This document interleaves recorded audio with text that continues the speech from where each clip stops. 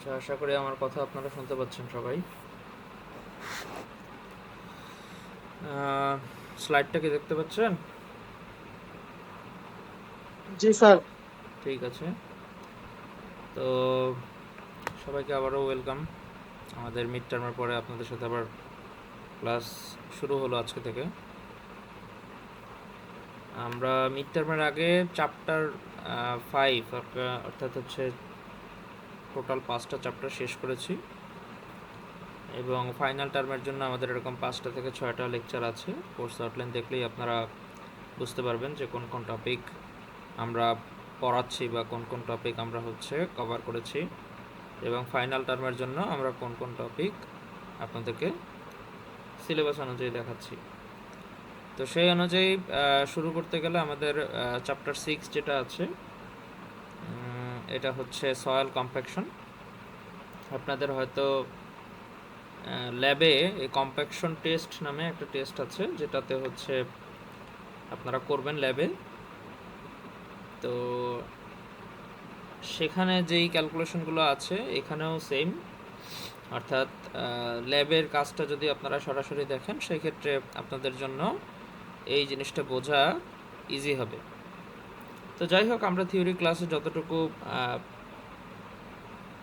টেস্টটা বোঝা যায়, যতটুকু বোঝা যায় ততটুকু এক্সপ্লেন করব, আর বাকি ম্যাথমেটিক্যাল ইকুয়েশন যেগুলো আছে সেগুলো আর কি আমরা এখান থেকেই শিখব।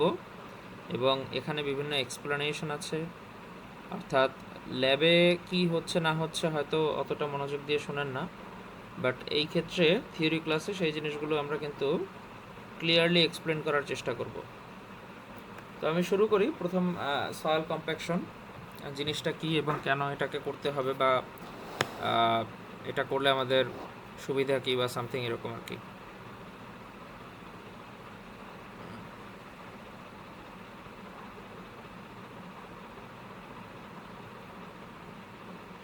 আচ্ছা, তো soil compaction in the construction of highway এমব্যাঙ্কমেন্টস.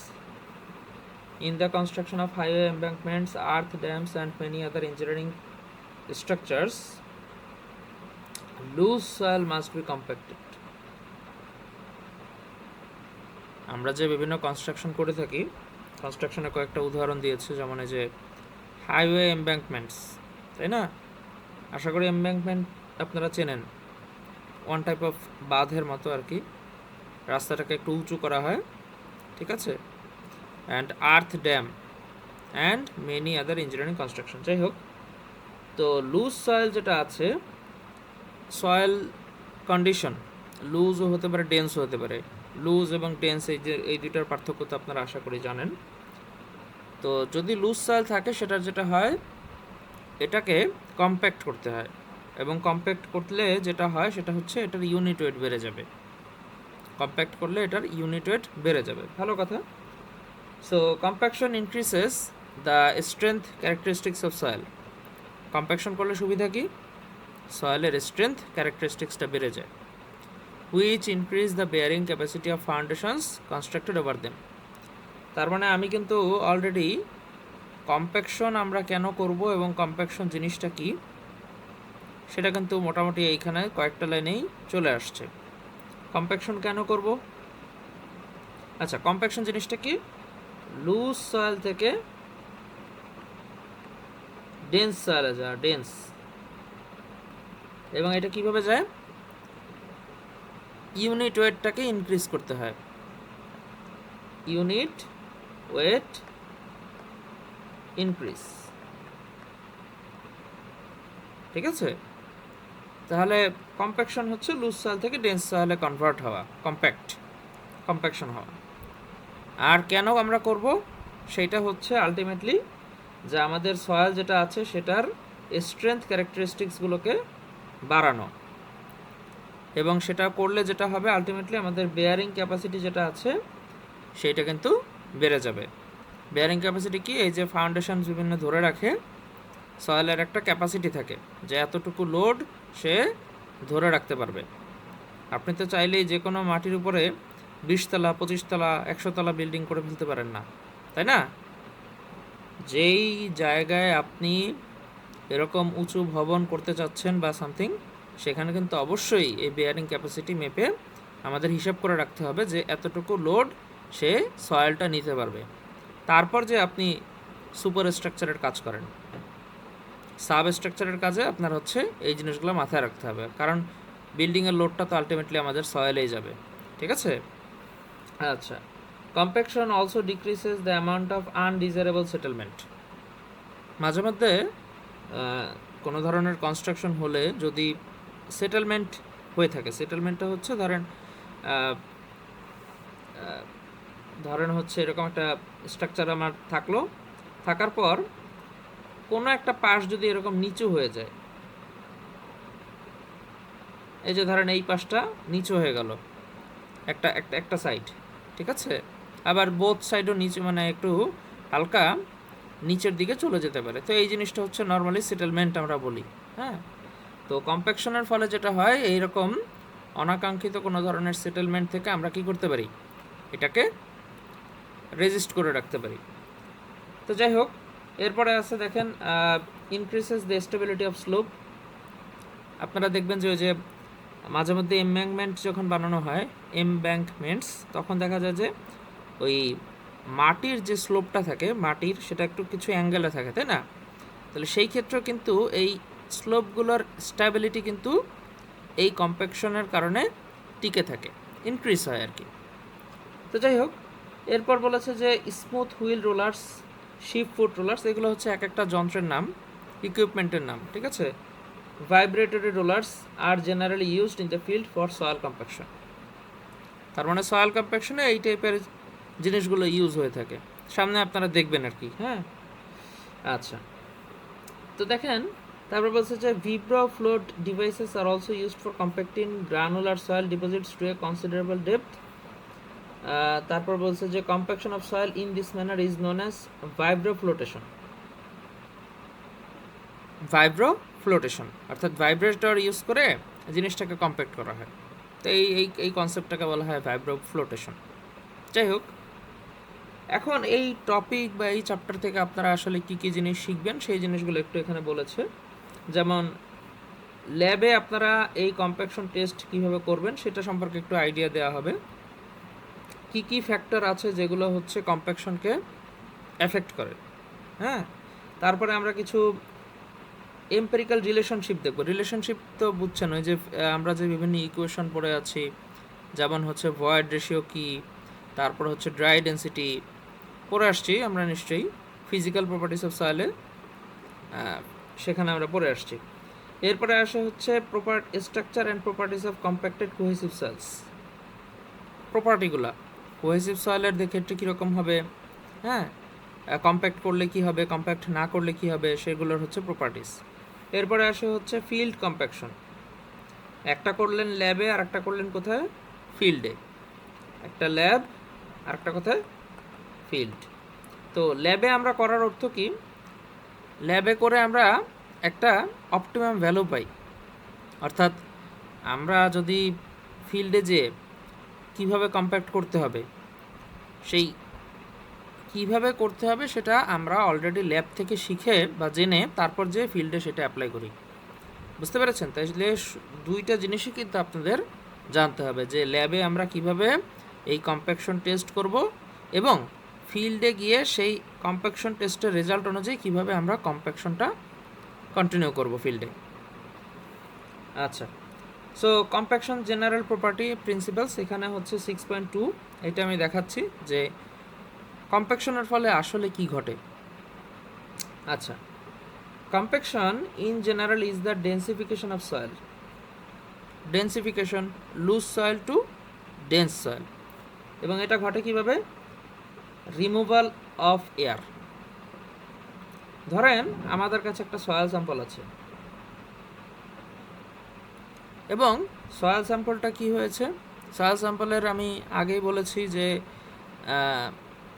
আপনারা নিশ্চয়ই এটা আগে থেকেই দেখে এসেছেন, যেমন আমরা 3 ফেজ সয়েল 2 ফেজ সয়েল সম্পর্কে আইডিয়া নিয়েছি, তাই না? এখন ধরেন এই যে নিচের অংশটুকু, এটুকু হচ্ছে সয়েল সলিড, তারপর হচ্ছে কি ওয়াটার, তারপর হচ্ছে কি এয়ার। এই তিনটার কম্বিনেশনে আমাদের সয়েল সিস্টেমটা জেনারেট হয়। তো এখন এই কম্প্যাকশন কিভাবে আমরা করি? কম্প্যাকশন যেটা করি, এই এয়ারের জায়গাটা কমাই ফেলি, এয়ারের জায়গায় কমাই ফেলি। কমানোর ফলে যেটা হয়, আমাদের এখানে এটা কম্প্যাক্ট হয়, ডেন্সিফাই হয়। কিভাবে হয় সেটা আমি বলে দিচ্ছি, আস্তে আস্তে আমরা সামনে দেখব। বাট সোজা কথা হচ্ছে যে ডেন্সিফিকেশনের জন্য রিমুভাল অফ এয়ারটা জরুরি, ঠিক আছে? তাহলে এখন এয়ার যদি রিমুভ করতে হয়, সেই ক্ষেত্রে এনার্জির দরকার আছে। এনার্জির দরকার আছে, অর্থাৎ আমাদের শক্তি অ্যাপ্লাই করতে হবে এখানে, যদি আমাদের এই সয়েল সিস্টেমটাকে এয়ারটাকে রিমুভ করতে হয়। এখন এয়ার রিমুভাল কিভাবে হয় সেটা একটু আমরা দেখব। The degree of compaction of A soil is measured in terms of it dry unit wait. অর্থাৎ আমাদের এই যে কম্প্যাকশনের যে ডিগ্রি বলতে বোঝাচ্ছি যে 50% কম্প্যাকশন, 60% কম্প্যাকশন, 70% কম্প্যাকশন, এরকম একটা ডিগ্রি তো থাকবে, তাই না? যে এত এত এত পরিমাণ কম্প্যাকশন হয়েছে। তো এইটা আমরা মেজারমেন্ট করব ড্রাই ইউনিট ওয়েট থেকে, So when water is added to the soil during a compaction, it acts as a softening agent on the soil particles. The soil particles slip over each other and move on to densely packed position. সামনে আমি just এখানে পড়ে যাচ্ছি, আমি next পেজে আর কি explain করব যে জিনিসটা অ্যাকচুয়ালি কীভাবে হয়। নিশ্চয়ই একটা ছবি দেখতে পাচ্ছেন, তাই না? তো ছবিটা হচ্ছে সেই সয়েল সিস্টেমেরই। তো সয়েল সিস্টেমের ক্ষেত্রে যেটা হয় সেটা হচ্ছে যে এই পাশে আসছে হচ্ছে ময়েশ্চার কন্টেন্ট, আর এই পাশে আসে দেখেন হচ্ছে ইউনিট ওয়েট। এই পাশে আসে হচ্ছে ইউনিট ওয়েট। এখন যেটা হয় সেটা হচ্ছে যে আমরা যখন ওয়াটার অ্যাড করি, হ্যাঁ, পানি অ্যাড করি, তাহলে পানি যখন অ্যাড করি কি হয়, এই বরাবর ইউনিট ওয়েটের পরিমাণটা বাড়তেছে, এই যে কার্ভের মতো, ঠিক আছে? তো এই যে প্রথম অংশ যে বাড়তেছে এবং এই মাঝখানের বরাবর যাওয়ার পর তারপর কি কমে যায়, তাহলে এই যে মাঝখানের এই পয়েন্টটা, এটা হচ্ছে ম্যাক্সিমাম পয়েন্ট, হ্যাঁ, ম্যাক্সিমাম পয়েন্ট। এবং ম্যাক্সিমাম পয়েন্টের জন্য যেই ময়েশ্চার কন্টেন্ট, সেটা হচ্ছে অপটিমাম ময়েশ্চার কন্টেন্ট। এখন জিনিসটা কি হয় সেটা একটু বলি, যে আমরা হচ্ছে এই সয়েল সিস্টেম নিলাম, এভাবে নিলাম, নেয়ার পর এর ভেতরে এই যে দানা দানা দানা দানা, এটা হচ্ছে সেই সয়েল, তাই না? সয়েলের পার্টিকেল। এখন আমি এটাকে কম্প্যাকশন করব। কম্প্যাকশনের আরেকটা নাম হচ্ছে ডেন্সিফিকেশন। নিশ্চয়ই বুঝতে পারতেছেন যে কেন আমরা কম্প্যাকশনকে ডেন্সিফিকেশন বলি, তাই না? তো যেটা হয় সেটা হচ্ছে যে এই যে সয়েল পার্টিকেলগুলো আছে, যখন এর সাথে পানি অ্যাড করব,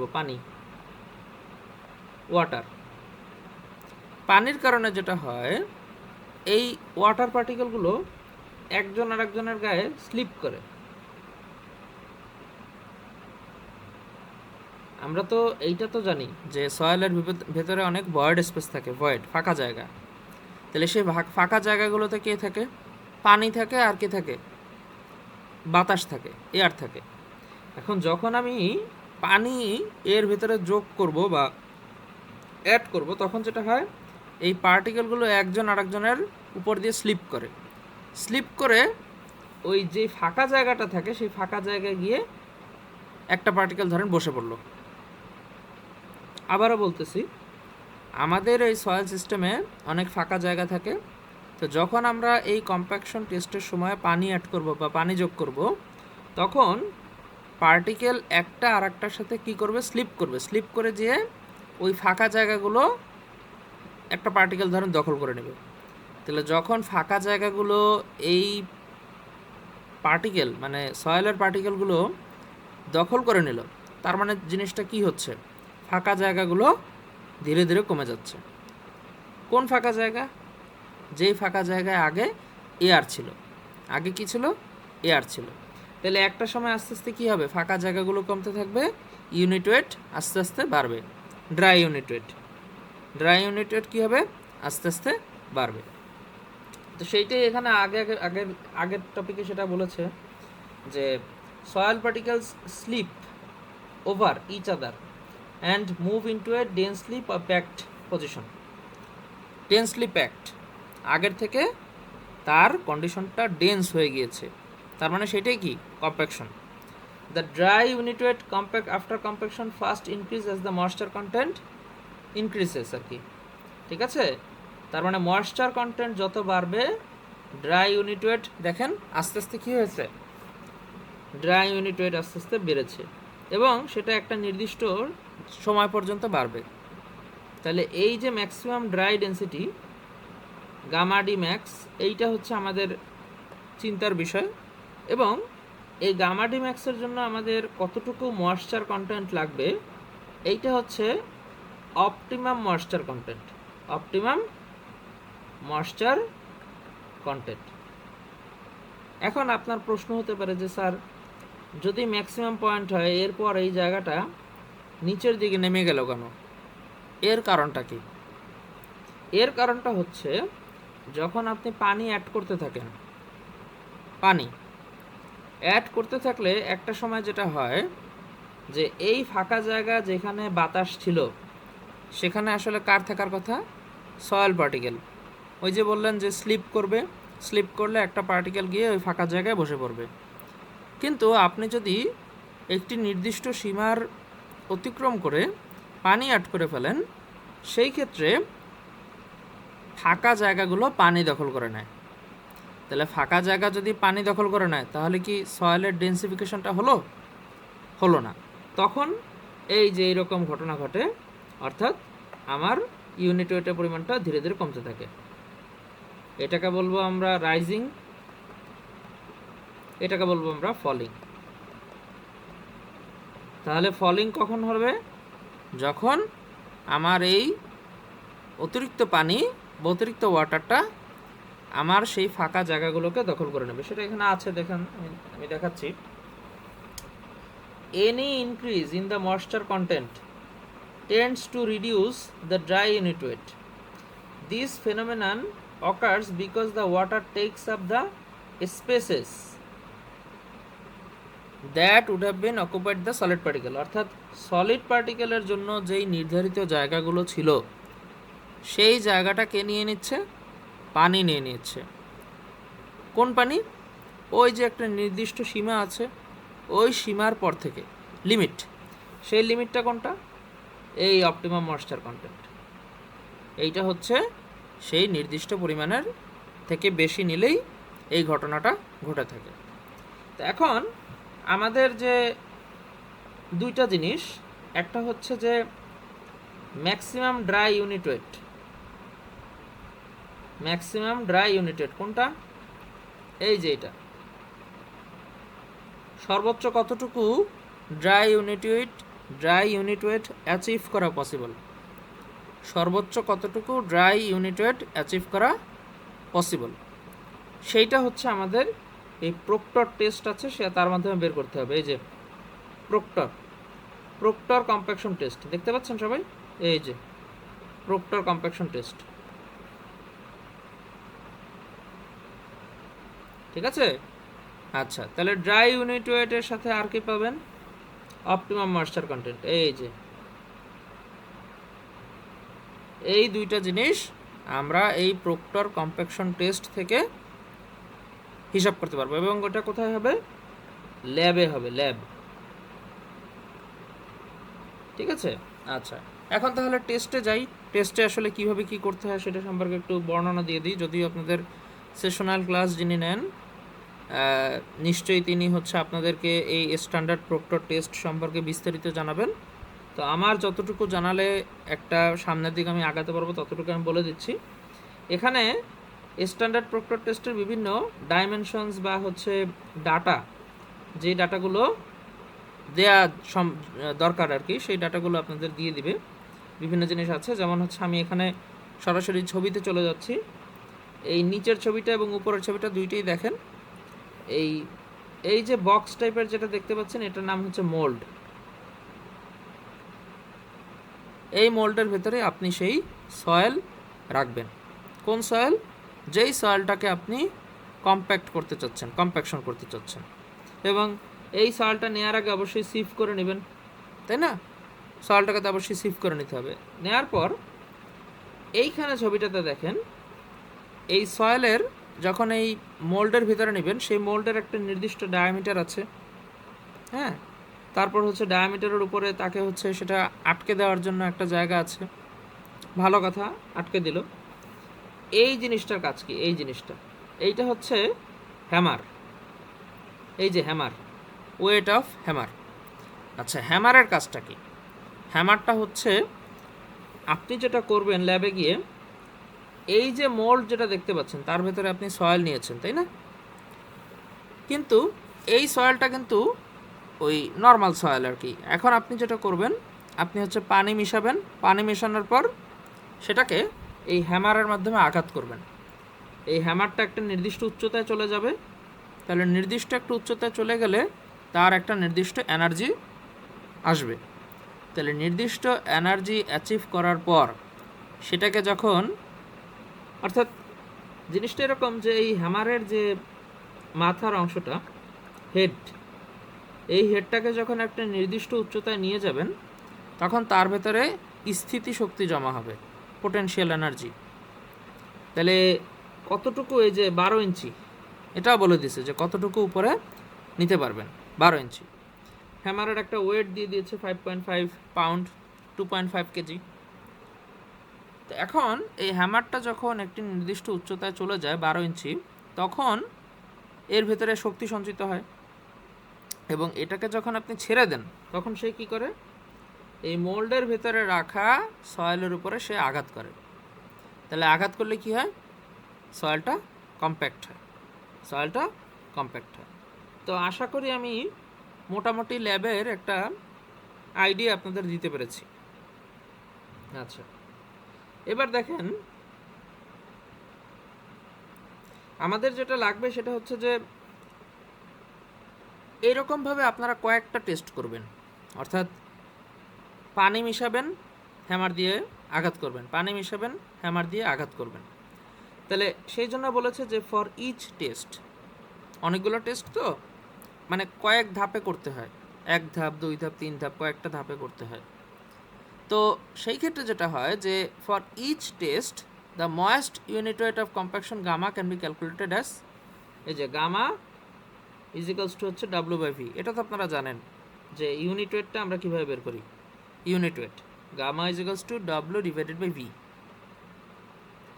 এবং এই ডাব্লুটা হচ্ছে এই weight of the compacted soil in the mould, যতটুকু সয়েলকে কম্প্যাক্ট করা হয়েছে তার ওয়েট।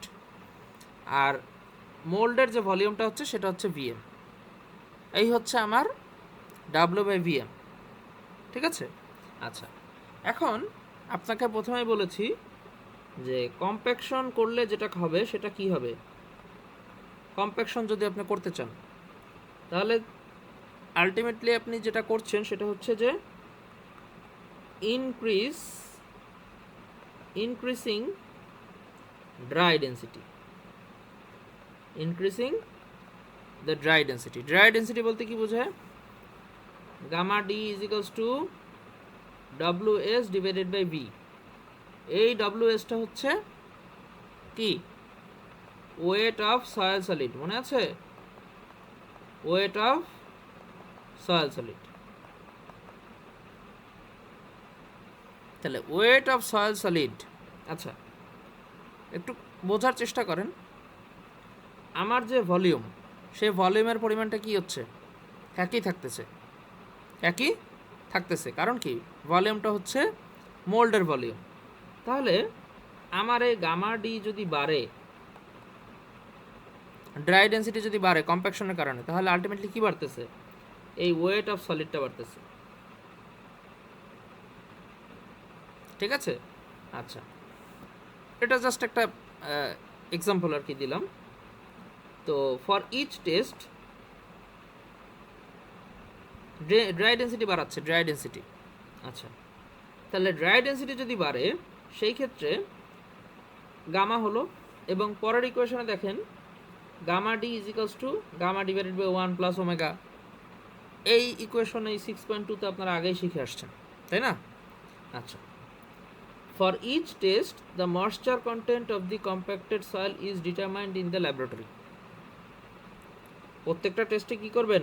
ময়েশ্চার কন্টেন্ট বের করবেন, কারণ পানি যতটুকু মিশাইলেন তাহলে মিশানোর পর কি হবে?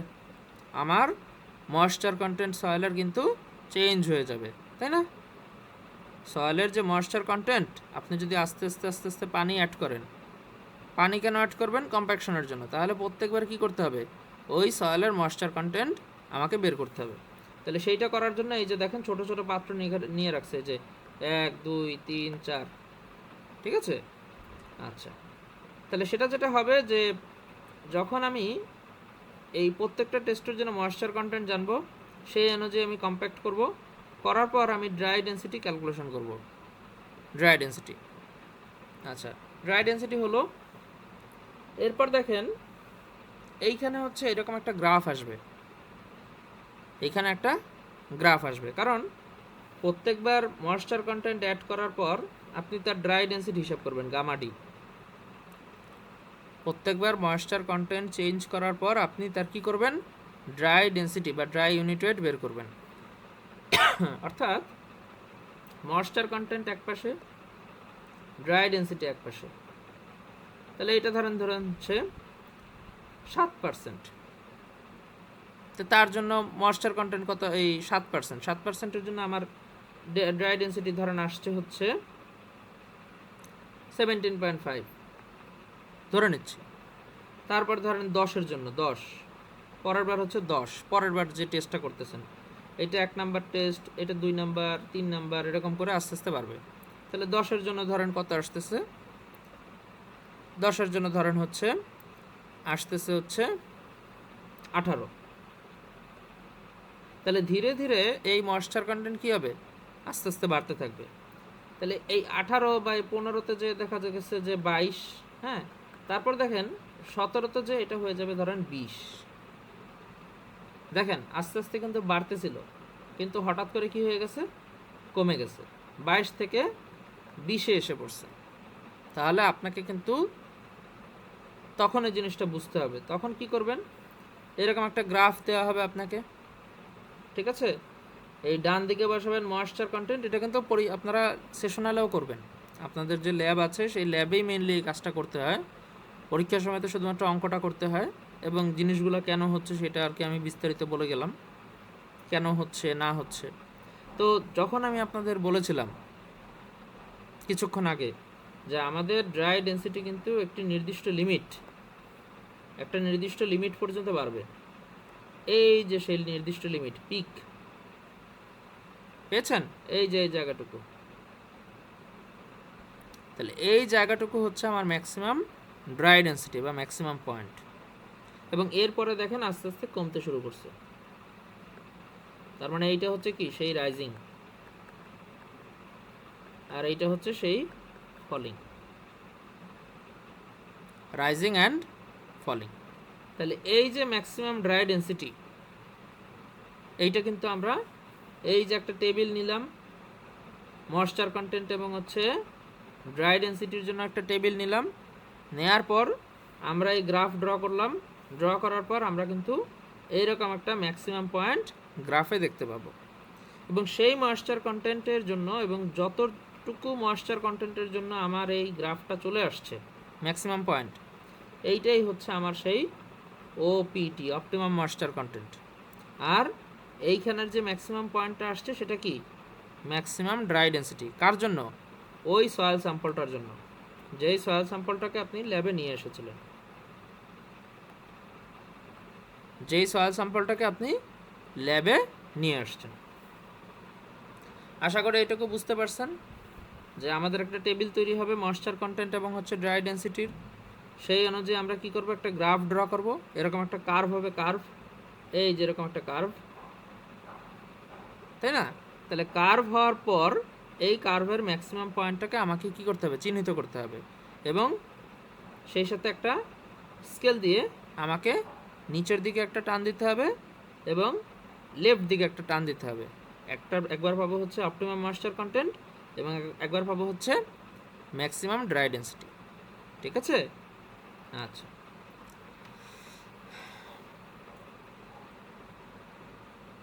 আর একটা জিনিস আপনাদের জানতে হবে, সেটা হচ্ছে যে আমাদের সয়েলের একটা নির্দিষ্ট স্পেসিফিক গ্র্যাভিটি থাকবে, নির্দিষ্ট স্পেসিফিক গ্র্যাভিটি থাকবে। সেটা হচ্ছে আমি যখন অঙ্ক করবো তখন আপনাদের আমি দেখাই দিব।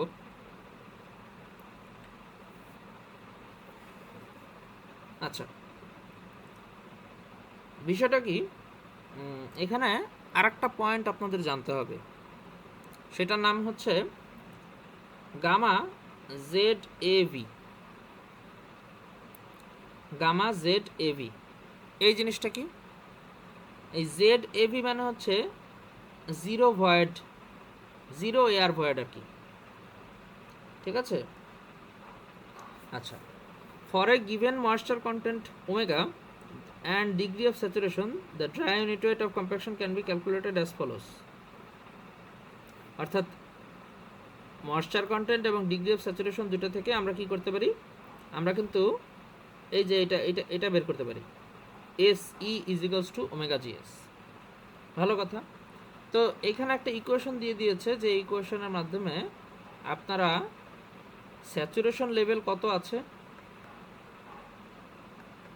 স্যাচুরেশন লেভেল মনে আছে তো, মানে টোটাল পানির পরিমাণটা। ঠিক আছে? ভলিউম অফ ওয়াটার মানে টোটাল ভলিউমের রেসপেক্টে কতটুকু পানি আছে, তাই তো? তাহলে সেইটা স্যাচুরেশন লেভেল এবং হচ্ছে জিএস মানে হচ্ছে specific gravity of soil solid, এই দুইটার সাপেক্ষেও কিন্তু আমরা ড্রাই ইউনিট ওয়েটটাকে বের করতে পারি। এখন যেটা আর কি বলতে চাচ্ছি যে জিরো এয়ার ভয়েড, সেটা কোথায় লাগবে, ধীরে ধীরে আসি। যে for a given moisture content the theoretical maximum dry unit weight is obtained with no air in the void space. আবারও বলছি, for a given moisture content theoretical, দেখেন আমরা অঙ্ক করে বা ম্যাথমেটিক্যালি অনেক কিছুই অ্যাচিভ করতে পারি, তাই না? কিন্তু যখন আমরা সেটা প্র্যাকটিক্যালি করতে যাই, তখন কি আমরা সবসময় সেই ম্যাথমেটিক্সের সাথে সবসময় সমানভাবে সেই জিনিসটা করতে পারি? করতে পারি না। তো যেটা হয় যে যতটুকু সম্ভব আর কি সেটুকু আমরা অ্যাচিভ করার ট্রাই করি। থিওরিটিক্যালি যে জিনিসটা পসিবল সেটা প্র্যাকটিক্যালি নাও হতে পারে। এখন বলছে যে for a given moisture content, একটা নির্দিষ্ট ময়েশ্চার কন্টেন্টের জন্য the theoretical maximum dry unit weight is obtained with no air in the void space. অর্থাৎ সেখানে যদি কোনো এয়ার ভয়েড না থাকে তাহলে সেইটাই কি ম্যাক্সিমাম। কারণ ডেন্সিফিকেশন বা কম্প্যাকশন আমরা কেন করতেছি? যাতে সয়েল স্যাম্পলে কোনো এয়ার ভয়েড না থাকে। এখন সেটা কি পসিবল? সেটা পসিবল কিনা সেটাই হচ্ছে আমরা দেখি। সো বলছে যে when the degree of saturation equals to 100%, এবং এটা কখন সম্ভব? যখন আমার ডিগ্রি অফ স্যাচুরেশন 100% হয়ে যাবে, ডিগ্রি অফ স্যাচুরেশন 100% হয়ে যাবে। So hence the maximum dry unit weight at a given moisture content with zero air voids can be obtained by substituting S is equals to 1. এই যে S is equals to 100, S is equals to 100%, এই অবস্থায় আমার যে dry ডেন্সিটিটা আসবে সেটাই হচ্ছে আমার gamma Z AV. Theoretically maximum কখন পসিবল? ম্যাক্সিমাম ড্রাই ডেন্সিটি যখন আমার কোনো এয়ার ভয়েড থাকবে না। যদি আমি কোনো একটা সয়েল থেকে সর্বোচ্চ মানে এয়ার ভয়েডটাকে সরিয়ে ফেলতে পারি এবং সেই জায়গাটা কাকে দিতে পারি, সেই জায়গাটাতে আমি এয়ার ভয়েডটাকে সরিয়ে দিলাম, তাহলে সরে গেলে স্যাচুরেশন চলে যাবে 100%-এ। সমস্ত ভয়েড স্পেস সে কী নিয়ে নিল? পানি নিয়ে নিল। তাহলে এই যে ম্যাক্সিমাম স্যাচুরেশন লেভেল অ্যাচিভ করা, এইটাই তো থিওরিটিক্যালি পসিবল। তাহলে সেই ক্ষেত্রে স্যাচুরেশন 100% অবস্থায় আমার যে ড্রাই ডেন্সিটি, সেই ড্রাই ডেন্সিটিটাই হচ্ছে আমার কি zero air void gamma Z AV. ঠিক আছে? তো সেটাও আমরা দেখব যে এটা কেন, কী কারণে পসিবল হচ্ছে বা সামথিং। তো গামা জেড এভি হচ্ছে zero air void unit weight, zero air void unit weight. To obtain variation of gamma ZAV with moisture content use the following procedure, determine specific gravity of soil solids, অর্থাৎ আমাদের GS এটা লাগবে, unit weight gamma W সেটা লাগবে, unit weight of water যেটা আমরা জানি। এরপর হচ্ছে 5, 10, 15%, অর্থাৎ এখানে প্রসিডিউরটা বলে দিয়েছে, হ্যাঁ, সেটা যেটা ল্যাবে আপনারা করবেন আর কি। সো এই জিনিসগুলো থাকলে, অর্থাৎ GS, তারপর হচ্ছে আমার ওমেগা, ময়েশ্চার কন্টেন্ট, এই জিনিসগুলো থাকলে আমরা কি করতে পারি, আমরা এই গামা ZAV এই ভ্যালুটা বের করতে পারি। এবং এটা কোন ভ্যালু, যে স্যাচুরেশন লেভেল যদি 100% হয় থিওরিটিক্যালি, সেই ক্ষেত্রে আমরা কি করতে পারি, আমরা ম্যাক্সিমাম কতটুকু ড্রাই ডেন্সিটি অ্যাচিভ করতে পারি সেটা আমরা বের করতে পারতেছি। সো এখন আসেন যে ফ্যাক্টরস এফেক্টিং কম্প্যাকশন, কি কি ফ্যাক্টর আছে যেটাকে কি করে, কম্প্যাকশনকে এফেক্ট করে। তো এর মধ্যে প্রথমটা আছে দেখেন ইফেক্ট অফ সয়েল টাইপ। এই যে দেখেন একটু আগে যে আমরা কয়েকটা একটা যে কোনো একটা সয়েলের জন্য কম্প্যাকশনের যে আমরা কার্ভ ড্র করলাম, জিনিসটা কীরকম ছিল, এই যে এরকম নিয়েছিলাম, এই দিক বরাবর হচ্ছে ময়েশ্চার কন্টেন্ট আর এই দিক বরাবর হচ্ছে গামা ডি, তাই না? তো সয়েলের কম্প্যাকশনের কার্ভটা কীরকম ছিল, এই যে এরকম। তাহলে প্রথমে আস্তে আস্তে উপরের দিকে গেছে, একটা মাঝখানে পিন পয়েন্ট, ম্যাক্সিমাম পয়েন্ট আসছে, ম্যাক্সিমাম পয়েন্ট আসার পর তারপর হচ্ছে আমরা কি করছি, ম্যাক্সিমাম পয়েন্ট আসছে, আসার পর একটা অপটিমাম ময়েশ্চার কন্টেন্ট নিয়েছি এবং আর একটা কী নিয়েছি, ড্রাই ডেন্সিটি। তো দেখেন স্যান্ডি সয়েলেরটা দেখতে এরকম, সিল্টি ক্লের জন্য দেখতে এরকম, মানে এক এক টাইপের সয়েলের জন্য এই বিহেভিয়ারটা এক এক রকম। তাহলে এখন কোন সয়েলটা কম্প্যাকশনের জন্য কীরকম বিহেভ করবে, তাহলে সয়েল টাইপটা কি একটা ফ্যাক্টর, ঠিক আছে? তো এই জিনিসগুলো একটু ভেতর থেকে পড়বেন। আচ্ছা, এবার আসি এক্সাম্পল 6.1। এটা হচ্ছে ইনশাল্লাহ আমরা কালকে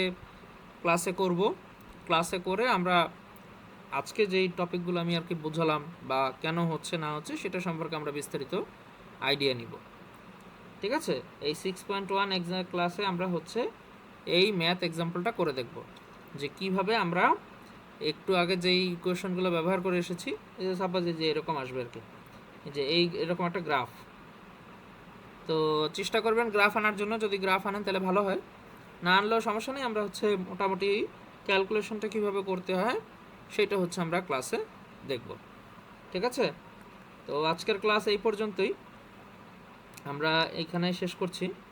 আমরা নেক্সট ক্লাস কালকে আমরা হচ্ছে এক্সাম্পল 6.1 থেকে শুরু করব।